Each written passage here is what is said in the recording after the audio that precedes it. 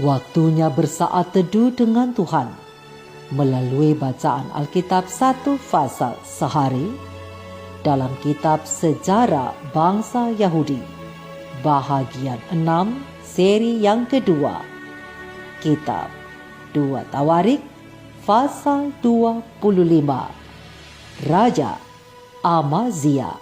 Selamat membaca, mendengarkan, merenungkan dan melakukan firman Tuhan.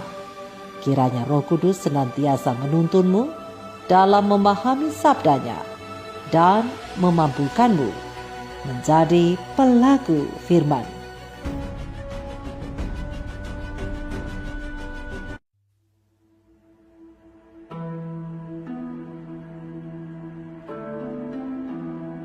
Amazia berumur 25 tahun pada waktu ia menjadi raja. Dan 29 tahun lamanya ia memerintah di Yerusalem. Nama ibunya ialah Yoadan dari Yerusalem. Ia melakukan apa yang benar di mata Tuhan, hanya tidak dengan segenap hati.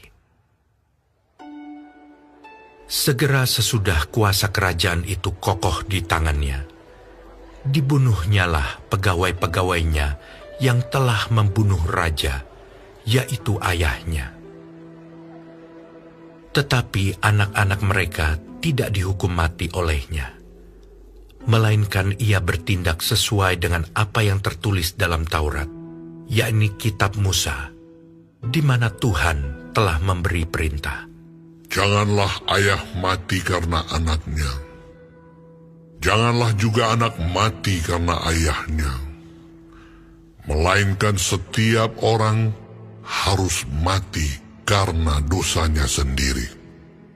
Lalu Amazia mengumpulkan orang Yehuda dan menyuruh mereka, yakni seluruh orang Yehuda dan Benyamin, berdiri menurut puak-puaknya di bawah kepala-kepala pasukan 1000 dan kepala-kepala pasukan 100. Ketika ia menghitung mereka yang berumur 20 tahun ke atas, didapatinya 300.000 teruna yang sanggup keluar berperang dengan tombak dan perisai. Selain itu, ia menyewa 100.000 pahlawan yang gagah perkasa dari Israel dengan bayaran 100 talenta perak. Tetapi seorang abdi Allah datang kepadanya dan berkata, "Ya Raja, janganlah tentara Israel dibiarkan bergabung kepada tuanku, karena Tuhan tidak menyertai Israel, yakni semua Bani Efraim ini. Dan jikalau mereka bergabung juga, bagaimanapun juga perbuatan dan kekuatanmu di dalam perang, Allah akan menggelincirkan engkau di depan musuh, sebab Allah mempunyai kuasa untuk menolong dan menggelincirkan." Lalu kata Amazia kepada abdi Allah itu, "Bagaimana dengan 100 talenta yang telah kuberikan kepada pasukan-pasukan Israel itu?" Jawab abdi Allah itu, "Tuhan dapat memberikan lebih daripada itu kepadamu." Kemudian Amazia memisahkan pasukan yang datang bergabung kepadanya dari Efraim, supaya mereka kembali ke tempat tinggalnya. Maka sangat marahlah mereka terhadap Yehuda. Mereka kembali ke tempat tinggalnya dengan marah yang menyala-nyala. Amazia mendapat keberanian, lalu memimpin rakyatnya ke lembah Asin, dan memukul kalah 10.000 orang dari Bani Seir. Selain itu, 10.000 orang ditawan hidup-hidup oleh Bani Yehuda, dan dibawa ke suatu puncak bukit batu. Lalu mereka dicampakkan dari puncak bukit batu itu, sehingga hancurlah mereka semua.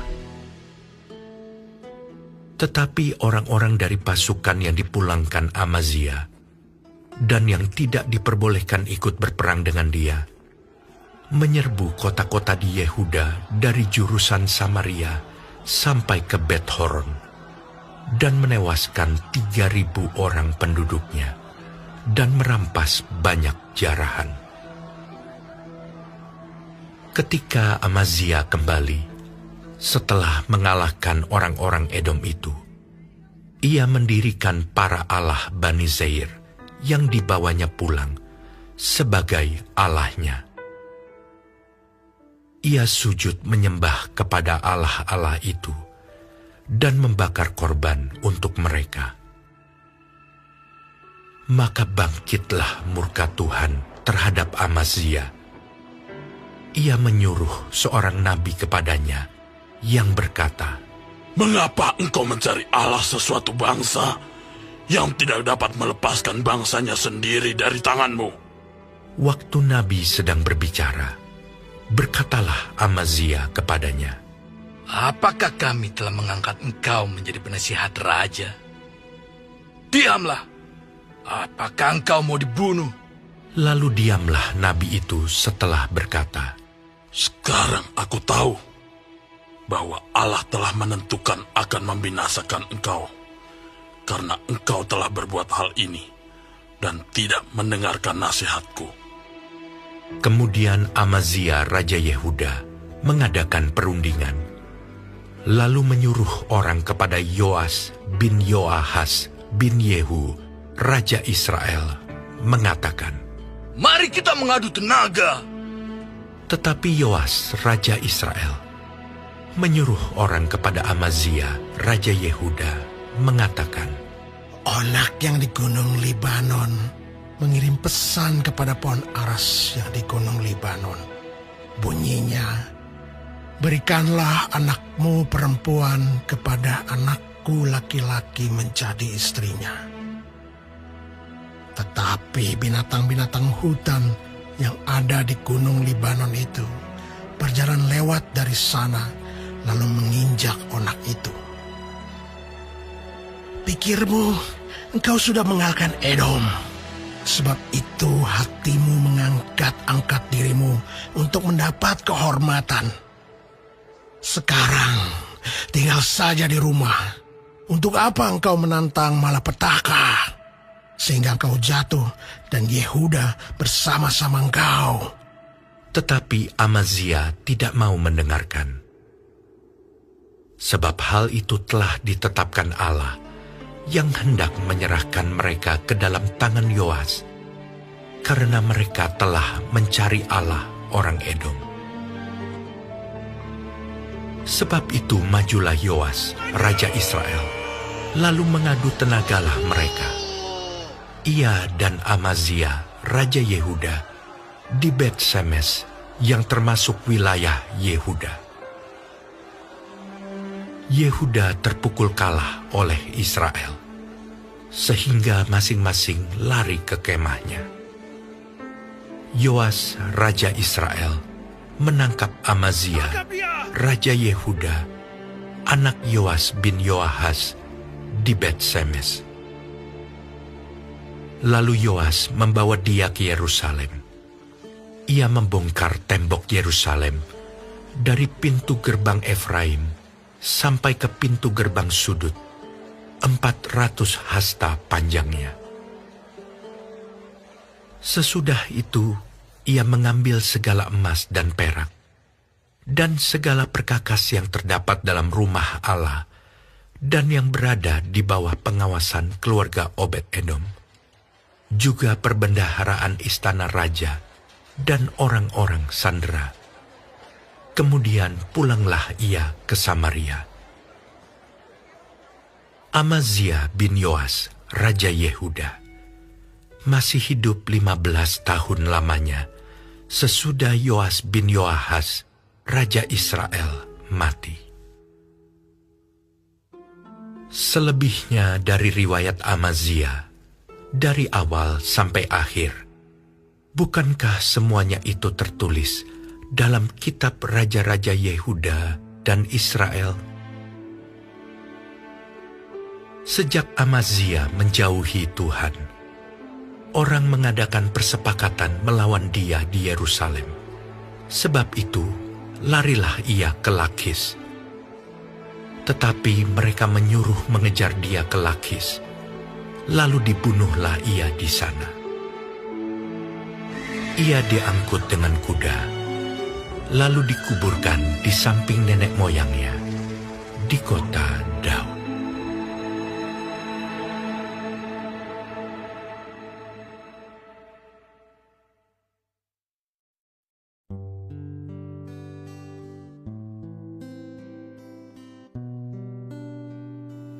Kita telah menyelesaikan bacaan Alkitab 1 Fasal sehari dalam kitab 2 Tawarik Fasal yang ke-25.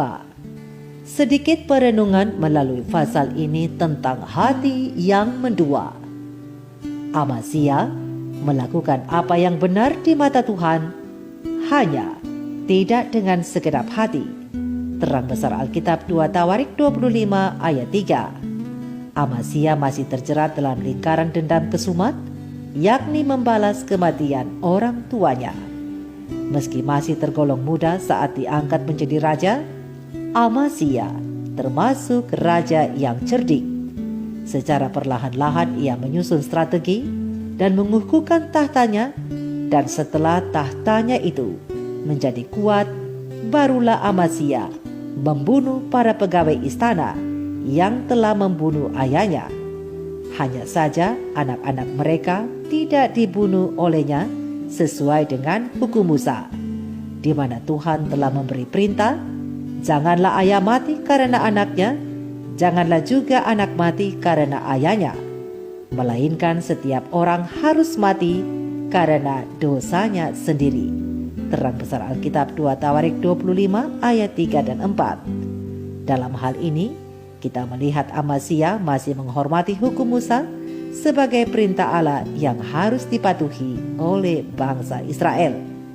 Namun saat berperang melawan Edom, Amazia merasa perlu menambah tentaranya yang berjumlah 300.000 orang itu dengan menyewa 100.000 pahlawan-pahlawan gagah dari kerajaan Israel. Kebimbangan Amazia atas kekuatan armada perangnya memperlihatkan sikap hatinya yang kurang percaya kepada Allah. Terang besar Alkitab 2 Tawarik 25 ayat 5 dan 6. Kemudian seorang abdi Allah datang kepada Raja Amazia dan memperingatkan dirinya agar tentara Yehuda jangan dibiarkan bergabung dengan tentara Israel, karena Allah tidak menyertai mereka. Dan bila penggabungan itu tetap dipaksakan, maka mereka pasti kalah. Sebab Nabi berkata bahwa, dan jikalau mereka bergabung juga, bagaimanapun juga perbuatan dan kekuatanmu di dalam perang, Allah akan menggelincirkan engkau di depan musuh. Sebab Allah mempunyai kuasa untuk menolong dan menggelincirkan.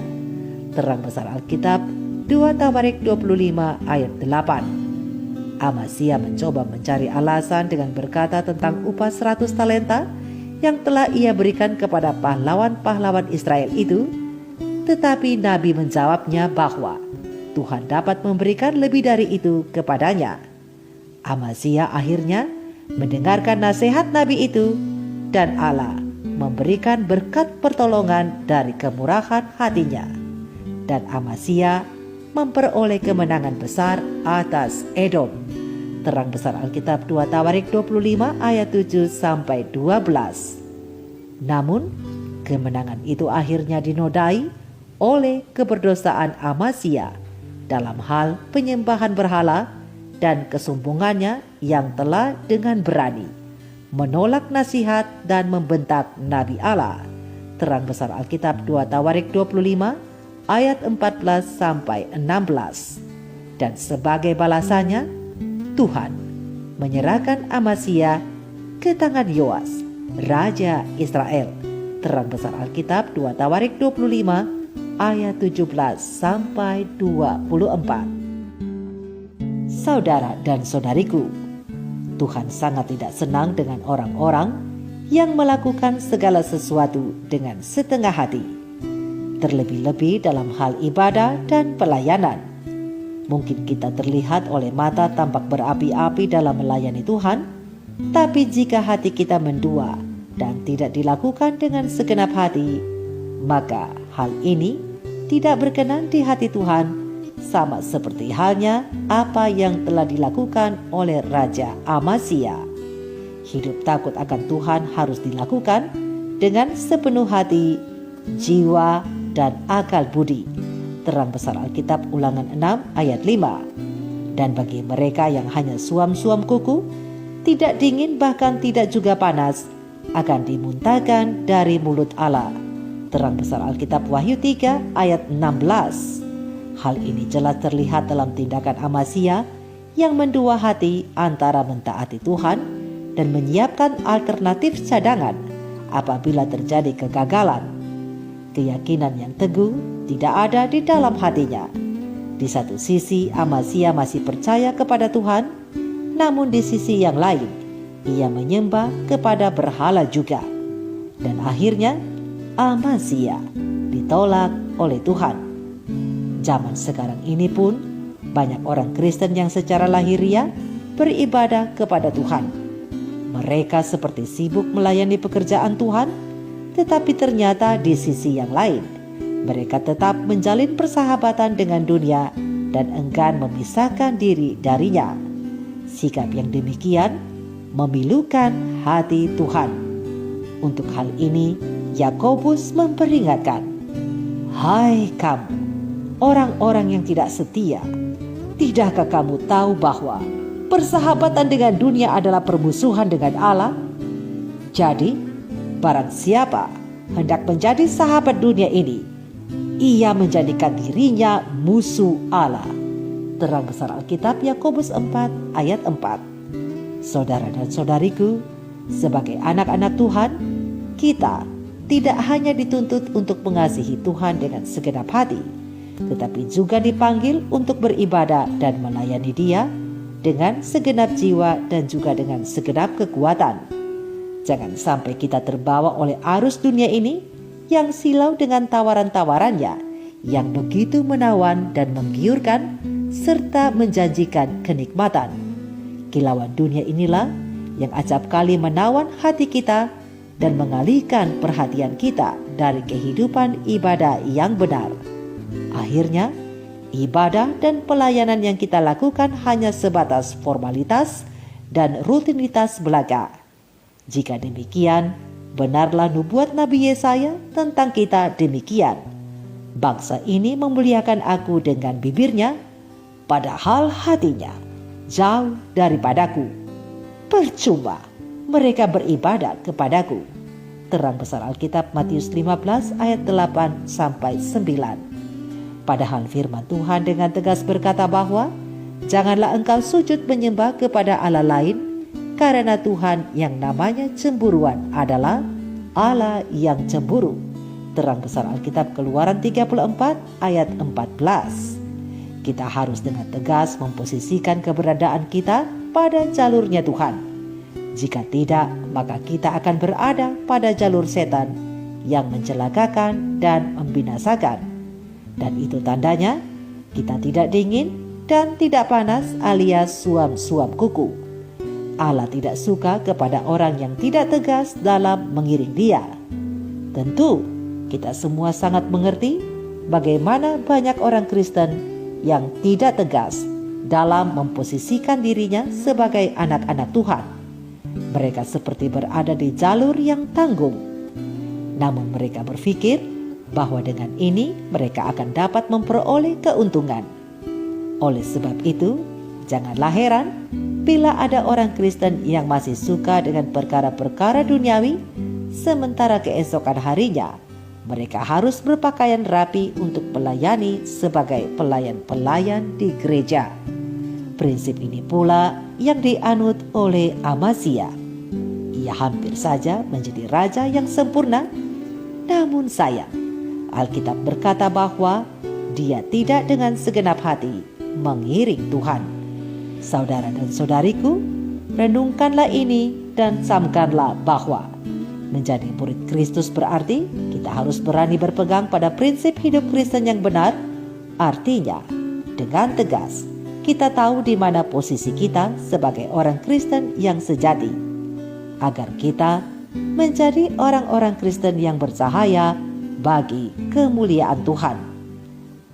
Ingatlah, hanya orang Kristen yang rohaninya panas yang akan dipakai Tuhan menjadi cahaya terang dan berkat bagi dunia ini. Mari kita renungkan ini bersama. Tuhan Yesus memberkati. Shalom.